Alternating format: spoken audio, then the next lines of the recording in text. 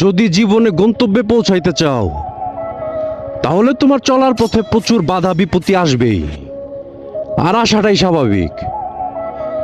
অনেকে তোমার নামে সমালোচনা করবে, তোমার নামে বাজে কথা বলবে, তোমাকে নিয়ে হাসি ঠাট্টা করবে। এগুলা করবে শুধু তোমাকে হতাশ করার জন্য, যেন তুমি সামনে আগাইতে না পারো। কিন্তু তোমার কি করা উচিত হবে তখন? তুমি যেটা করবা সেটা হচ্ছে এডিরে থাবড়ায়া বামে চাপায়া ডান দিক দিয়ে আগায়া যায় বাগা।